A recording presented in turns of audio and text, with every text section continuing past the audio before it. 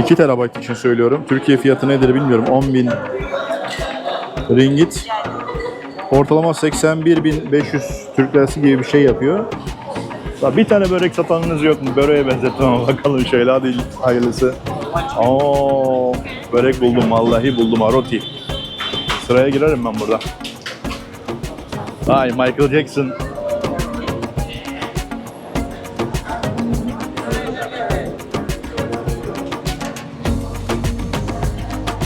Ya diyorsun bir alacağım ama 3 tane alayım da. Eve işte kaynanama götürürüm giderken. Ben Amerika'dayken. Bu Asyalı kızlar ne kadar çok seviyor böyle resimler çekilmeye ya. Işıklarda falan. Böyle ufak ufak pişiyor bu. Künefe olayı burada. Ne yesek acaba? Kocaman ya. Şu 26-27 bin liraya falan denk geliyor aşağı yukarı. Zengin fiyat sormazmış derler ya, o yüzden herhalde fiyat koymamışlar buraya. Göremedim fiyatı. Malezya'nın başkenti Kuala Lumpur'dan herkese selamlar, saygılar, sevgiler. Yine çıktık yollara. Malezya Kuala Lumpur'a dün akşam itibariyle geldim. Bir geldim ki her yer 56 böyle. Çok kalabalık geldi. Yani 2,5-3 yıl önce yine buradaydım.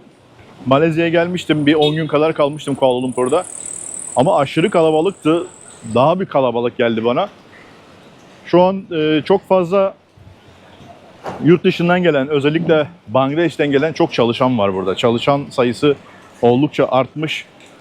Aynı zamanda çok fazla Suriyeli var. Ben 3 sene önce geldiğimde de aynı şekilde çok fazla Suriyeli vardı. Burada işletmeciler var, dönerciler var. Onlar muazzam iş yapıyorlar. Müsait bir zamanda o dönercilerden zaten görüntü aktaracağım size. Hem sattıkları dönerle alakalı ama özellikle böyle birçoğu sırayla müşteri alıyor. Özellikle bir tanesi var, reklam değildir, Damaskus isminde. Ya dün akşam geldiğimde oradan yemek yiyeyim dedim. Mümkün değil. Yani 30-40 kişi var, sıraya giriyorsun, sıradan işte sonra gidiyorsun parayı ödüyorsun. Parayı ödedikten sonra bankadaki gibi böyle numaralar yanıyor. Hani bankada vezinde falan çağırırlar ya, gişelerde falan. Onun gibi numara yanıyor. O numarayı takip ediyorsun, gidiyorsun, hazır olan yemeğini alıyorsun. Bunun gibi bayağı bir kalabalık. Burada Suriyelilerin yaptığı dönerler falan bayağı meşhur. Tavuk döner ve et döner de muazzam iş yapıyorlar.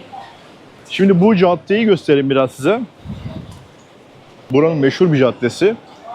Şöyle, bu cadde boydan boya, şu uçtan şu buca, akşam saatinde, saat işte 6'dan sonra başlıyor hareket. Tezgahlar falan açılıyor, trafiğe kapanıyor ve her yer böyle sokak satıcıları, şuradaki restoranlar hepsi full bir şekilde hınca hınç dolu, yani yürüyemiyorsun burada. O kadar doluyor.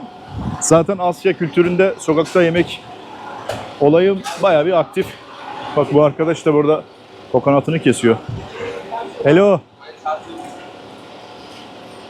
Pek memnun kalmadı galiba benden. Neyse devam edelim. Durian burada çok yerde bulunabiliyor. Durian normalde biraz pahalı bir meyve. Pahalı olmasının sebebi bakın 25 ringgit demiş mesela. 25 ringgit Türk parasıyla hesaplamak çok doğru olmaz ama yani ortalama 300 liraya yakın küçük bir parçası. Yani durian niye pahalı burada? Asya'da çok yetişen meyve ama bunun çıkartması zahmetli. Yani içindeki kabuğu açıp çıkartması bayağı bir zahmetli. Ondan dolayı bulunduğum bölgenin ismi Bukit Bintang. Birazdan göstereceğim. Hem bu dönercilerin olduğu yeri, bir de New York Times meydanına benzetmişler. Daha önce yine bir videom vardı benim burada. YouTube'a ilk başladığım zamanlardan. Koreliler ve Çinliler de çok var burada yaşayan. Özellikle işte şirketlerde vesaire bu beyaz yaka şeklinde çalışanlar çok. Bir bakkal buldum dün akşam itibariyle. İçinde Türk ürünleri bile var. Küçük bir market, ben bakkal diyorum da.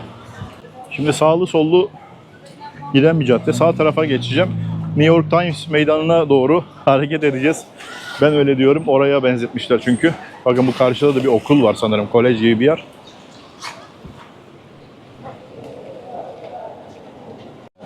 Burada böyle gördüğünüz gibi Suriyeli dönerciler revaçta.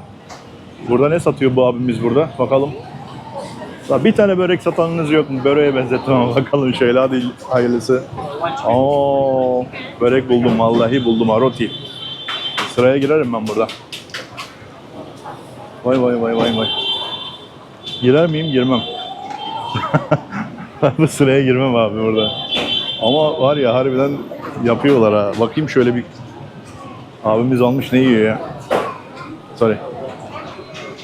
Sıra hızlı ilerliyorsun. Hello? What is this? No. What is this? What is this? Meat? Meat. Oh. Buradan bu şekilde yapıyorlar, bakın.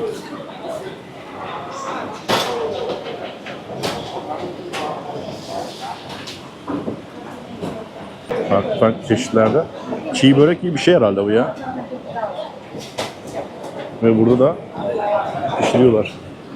Abi sıranın arkasına geçtim, ben de merak ettim şu börek olayını, nasıl bir börek diye. Şimdi bir tane börek almayı düşünüyorum. Bir sıra hızlı geçer mi bilmiyorum, geçer herhalde ya. Ama var ya, çok iyi çalışıyorlar, darphane gibi ha. Nerede bizim börekçiler? Bizim Yedikule'deki börekçi Ümit Ustamız nerede? Abi gel buraya bak. Para basıyorlar vallahi. Bakın burada börek pişiyor. Tepsi gibi üstten kapatıyor sonra. Acayip bir satış stratejisi uygulamışlar şu an. Tam böyle köşede. Cam mekanlı bölümden satış yapılıyor.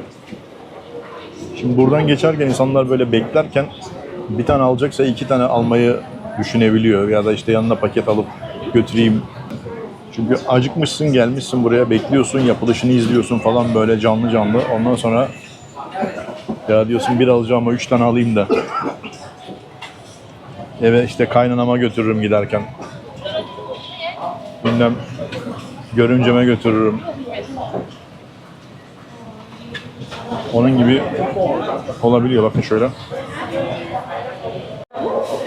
Baya bir etli bir börek. Şimdi bak, arkadaş burada hazırlığa başladı.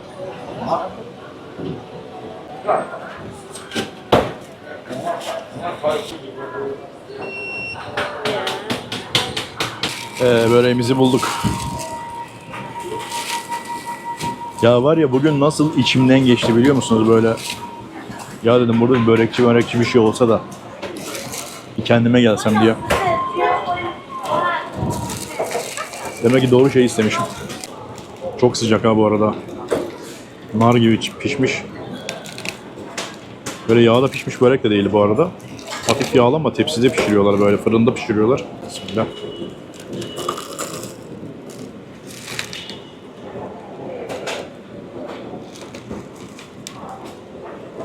İçi full et dolu.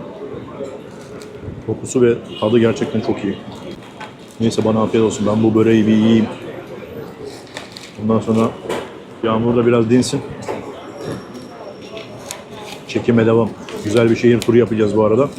Videoyu beğendiyseniz beğenme tuşuna basmayı lütfen ihmal etmeyin. Yorum yapmayı da ihmal etmeyin. Yorumlarınız benim için çok önemli. Ve hala bütün videolarımı böyle baştan sona izleyip beğenen, yorum yapan arkadaşlar var ama hala abone değiller.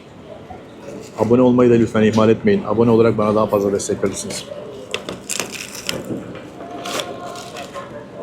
Bu arada etrafta çok fazla masa salonu var bu bölgede. Böyle kızlar özellikle akşam böyle kolundan çekiştiriyor. Gel işte ayak masajı, ondan sonra body masaj veya farklı tekliflerde bulunanlar da var. Burası böyle bir yer. Yani Bukit Bintang denince Malezya'da aslında her ne kadar şeriatla yönetilen bir ülke diyebiliyorum ben, öyle olsa da yine de gece hayatı olayı var burada, alem olayı var. Bakın şöyle çok evsizler var mesela burada.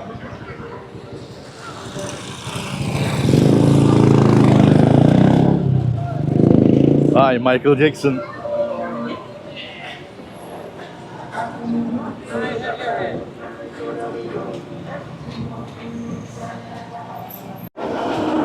Burada bu içecek olayı bayağı popüler. Meyveli, jöleli falan içecek çeşitleri çok tercih ediliyor.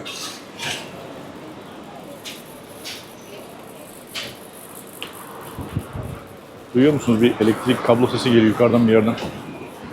Cızır cızır vallahi. Bugün yağmur zamanı.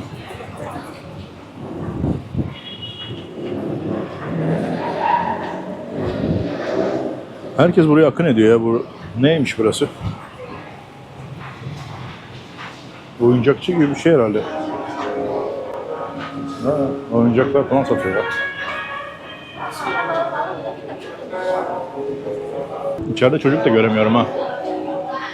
Yani desen ki çocuklar falan geliyor. Öyle figürleri falan seviyorlar demek ki burada. Şöyle bakar mısınız? Anahtarlık mesela bu. Vantilatör mü bu? Evet.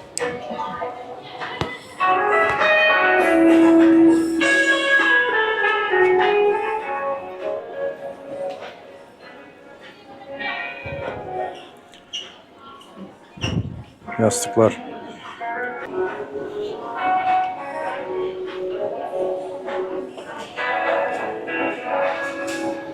Neyse meraktan girdim içeriye. Yani bir şey de anlamadım olaydan. Ama yani %99 Suriyeli zaten bu arkadaşlar. Şavurma. 3 yıl önce de bu arkadaş buradaydı. Evet, Kuala Lumpur Bintang şehir merkezinde şu an New York Times meydanına benzetilen yerdeyiz. Bu meydandayız. Burada çok ünlü, çok büyük alışveriş merkezleri var. Daha önce geldiğimde ben bu özellikle şu bölgede, Bintang bölgesinde çok fazla fare vardı. Hani dedim ya, New York Times meydanına benzetmişler ama her şeyiyle. Büyük lağım fareleri falan cirit atıyordu her yerde. Artık böyle insanlardan falan kaçmıyorlardı. Şimdi bu geldiğimde bunu göremedim. Bakın şöyle. New York Times meydanı dedim ya. Monoray dediğim olay bu. Yukarıdan giden bir tren şimdi geliyor bakın.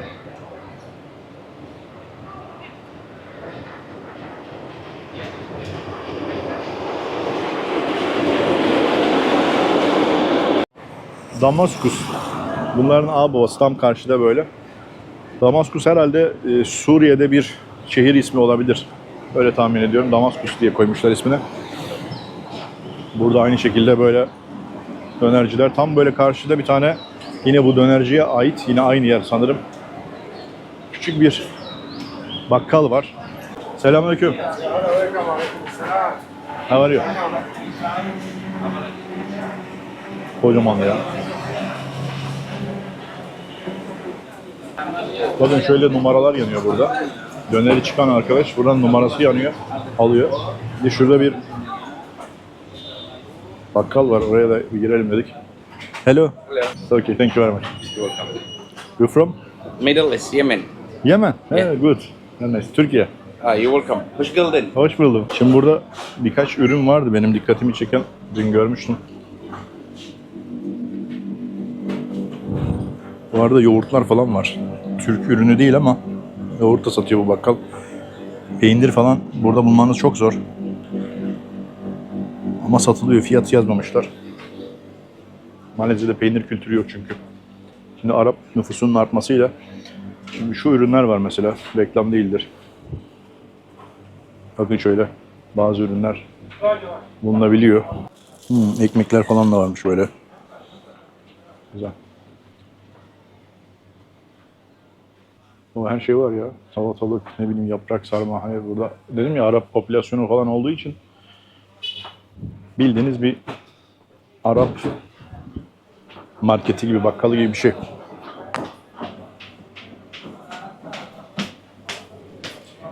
My friend, thank you very much. Nice to meet you. You're welcome. Nice to meet you, sir. Thank you.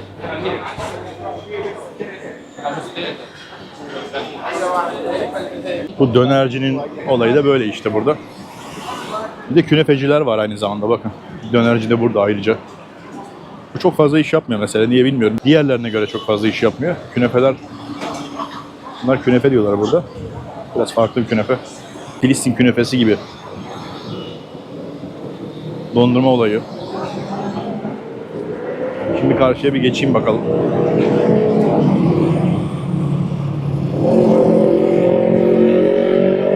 Bu şehirde çok fazla evsiz var. Dayımızın olduğu gibi. Dışarıdan farklı şehirlerden gelen masa salonlarında çalışan çok fazla kız var.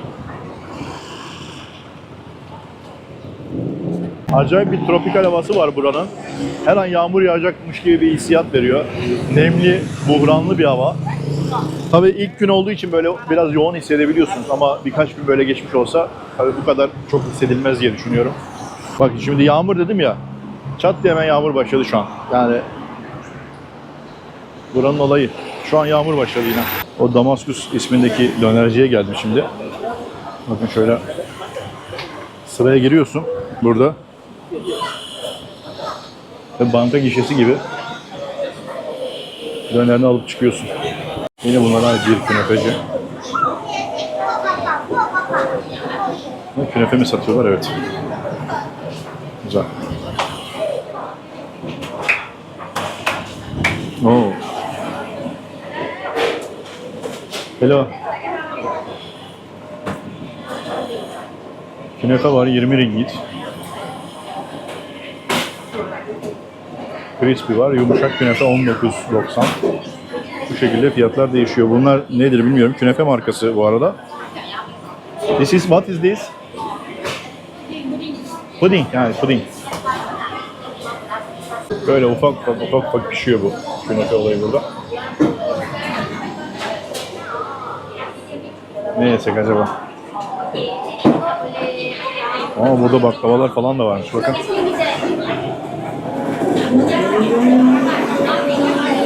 İçerisi full dolu vallahi. İçeride hep bayan var. Şimdi künefe mi yesem, muhallebi mi yesem? Arasında böyle kararsız kaldım. Künefe, crispy. Thank you. 19.72 ringgit. Yani yaklaşık 20 ringgit desek 200 liranın üzerinde. Onun haricinde bir de taksi uyguluyorlar. Ufak bir rakam. Ve passolist.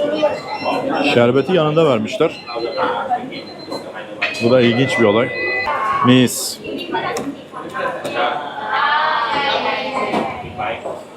Şöyle bölmeye çalışıyorum şu an. Çatal da vermiyorlar ya. Neden çatal vermiyorlar ki? Çatal yerine 2 tane kaşık veriyorlar. Burada demek ki olay bu. İçi full peynir dolu bu arada.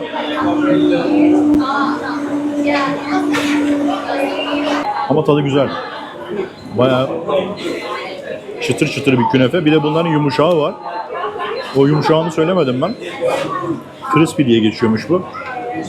İçinde dediğim gibi çok fazla şerbetli. Şerbeti yanında veriyorlar. Az veriyorlar. Vallahi adamlar darphane gibi. Sanırım bu ikisi Damaskus'la aynı. Künefeci. Böyle bir sıra var. Burada ayrı bir sıra var.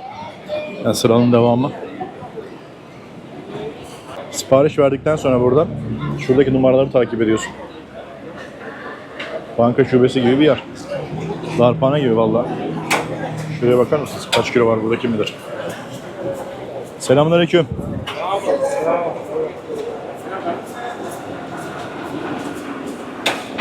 İçeride yer bulmak zor. Kuala Lumpur'a geldiğinizde mutlaka burayı deneyin derim, burayı görün derim. Dediğim gibi New York Times Meydanı'na benzettikleri bir yer. Bukit Bintang isminde. Ama güzel, keyifli zaman geçirebileceğiniz bir yer. Bol bol alışveriş yapabilirsiniz burada.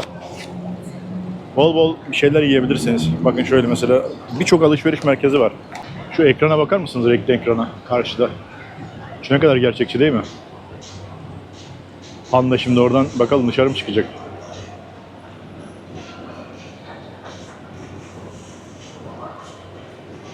Ha. Fena.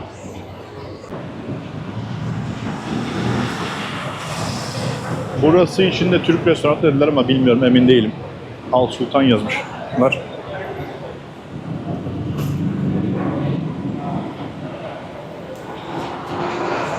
Yine bir börekçi var burada galiba. Müslim diyor. Börek, noodle hepsi var. Burada dikkatimi çekti. Şöyle küçük çocuklar var. Oturmuşlar, bir şey bekliyorlar galiba. Sırada bekliyorlar bir de.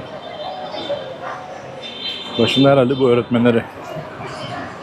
Ya servis bekliyorlar. Ya geziye çıkmışlar. Burada bir alışveriş merkezinin içerisinde görüyorum şu an. Kapıda herhangi bir güvenlik önlemi, X-ray cihazı falan hiçbir şey yok. Normal direkt gidiyorsun. Çok böyle alışveriş merkezi videolarını sevmem çekmeyi ama böyle birkaç bir şey göstermek istiyorum. Malezya elektronik kısmında gerçekten çok iyi. Hani kamera almak isteyenler vesaire. Belki telefon denk gelirse telefon gösteririm. Şöyle hızlı çok fazla detay vermeden bir elektronik videosu gibi değil. Bu normal şehir gezi videosunun içerisinde ufak bir kesit gibi düşünün. Elektronik cenneti burası. Birçok şey bulabiliyorsunuz ve uygun fiyatlara. Bildiğim kadarıyla burada tax free yok. Siz yorumlara yazın. Tax free olmadığını düşünüyorum, biliyorum. Burada mesela Pavilion isminde bir yer vardı. Birazdan olmazsa oraya geçerim. Orası daha detaylıydı. Öyle hatırlıyorum. Noodle'cıya bakar mısınız? Show dediğim böyle olur ya. Vay. Adamlar yapmış olay ya. İlginç.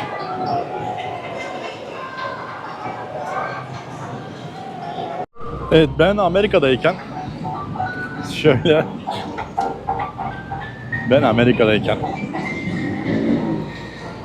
bu Asyalı kızlar ne kadar çok seviyor böyle resimler çekilmeye ya. Işıklarda falan.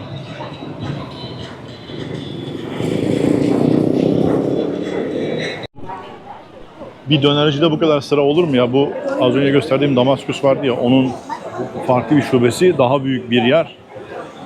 Burası mı ilk, orası mı bilmiyorum ama acayip iş yapıyor. Sıraya bakar mısınız? Seyyar satıcılar burada her yerde olduğu gibi.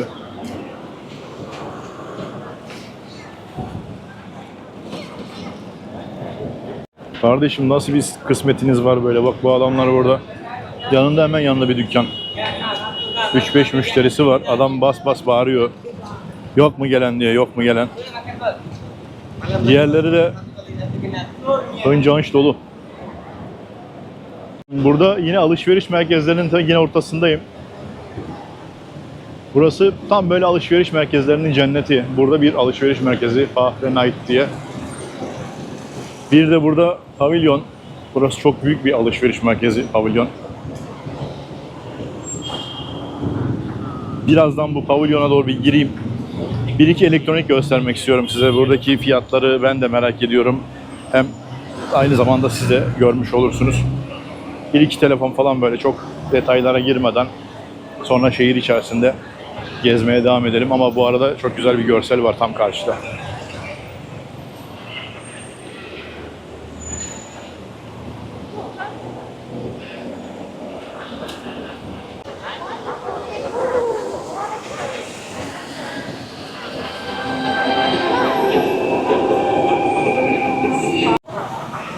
Şimdi içeri doğru geçiyorum. Çok kısa, dediğim gibi bir iki bir telefon bulursam onları göstereceğim. Kameralara falan bakacağım. Çok fazla sizi alışveriş merkezi görüntüleriyle sıkmak istemiyorum. Benim de pek yoktur böyle alışveriş merkezi içerisinde videom zaten. Ben de çok hoşlanmıyorum. Sadece bir iki bir şey paylaşacağım. Burası çok büyük bir alışveriş merkezi. Benim bildiğim kadarıyla bu bölgenin en büyük alışveriş merkezi diye biliyorum, pavilyona. İçeriği görüyorsunuz, bakın girdik. Hiçbir şekilde kontrol, güvenlik noktası vesaire hiçbir şey yok.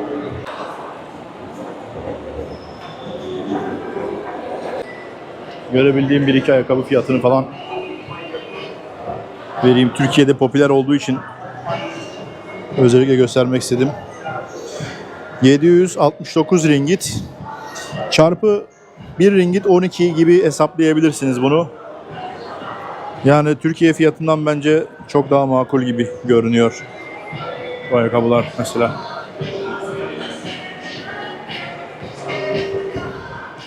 $739 ringgit bayanlar için bu da. Burada var mı fiyatlar? 167 ringgit.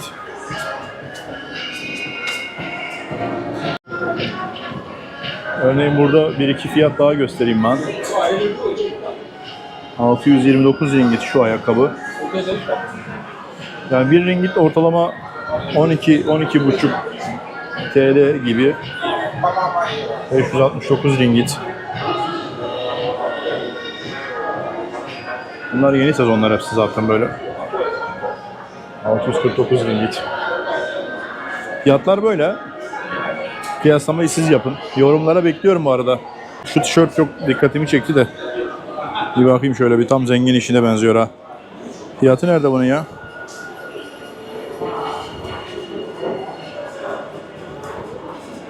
Abi zengin fiyat sormazmış derler ya, o yüzden herhalde fiyat koymamışlar buraya. Göremedim fiyatı. Zengin fiyat sormazmış, direkt alır gidermiş, o yüzden koymamışlar. Devam. Dediğim gibi bu alışveriş merkezi bayağı bir dolu. Neredeyse full dolu. Böyle sağa sola biraz bakacağım. Telefoncuyu bulmaya çalışıyorum. Apple satan telefoncuyu. Vay vay vay. Nasıl? Evet, telefoncuyu buldum. Şimdi buradaki fiyatları bir göstermek istedim. Malezya'daki fiyatları. 256'lık 17 Pro Max 6000 ringgit. 512'nin fiyatı 7000 ringgit. 1 terabaytı var burada. Yaklaşık 8000 ringgit. Bir de 2 terabaytlık olanı varmış. Onun da fiyatı 10.000 ringgit. Şu 2 terabayt için söylüyorum. Türkiye fiyatı nedir bilmiyorum. 10.000 ringgit. Ortalama 81.500 Türk lirası gibi bir şey yapıyor. Bir dolar olarak da 2410 dolar civarı bir şey yapıyor. Türkiye'deki karşılığı nedir bilmiyorum.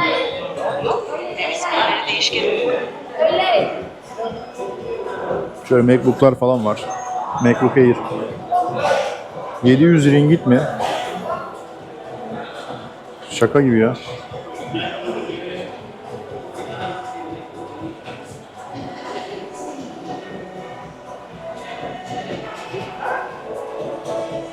MacBook Pro var burada aynı şekilde. 6500 ringgit. 512 GB'lığı var.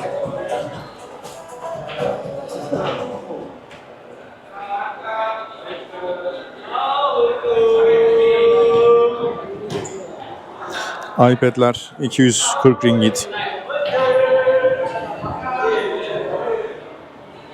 Şu kulaklık burada 2499 ringgitmiş bu. AirPods Max.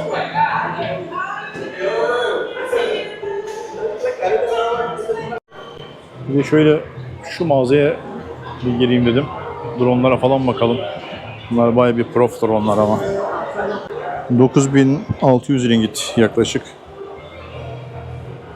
Tam bir pro yani. Şöyle aynı şekilde DJI Mini 5 Pro çıkmış. Kombosu 4189 ringgit. DJI Mini 3 var. Şöyle ekranıyla beraber.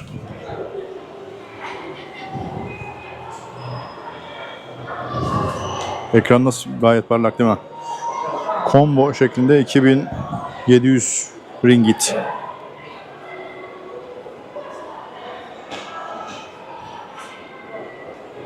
Neo'lar var şöyle. Combo 1509 ringgit şöyle.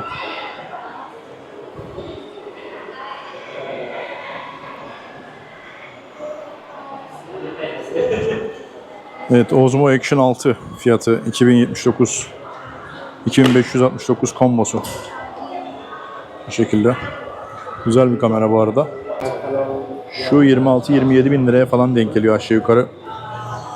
2569. Bu yeni çıkan DJI Action 6'nın cihazı. Şöyle. 5 de iyiydi. 6'sı çok daha iyi baktığım kadarıyla özelliklerine.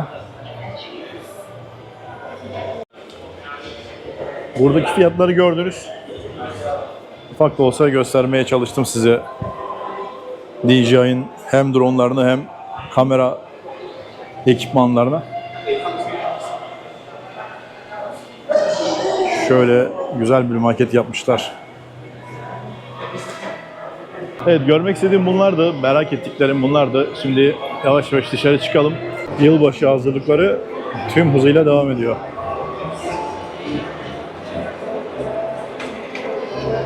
Malezya, Kuala Lumpur, Bintang bölgesindeki gezi videosunun sonuna geldik. Arkamda yağmur yağıyor. Çok daha fazla ilerleyemeyeceğim. Yağmurda biliyorsunuz çekim biraz sıkıntılı oluyor.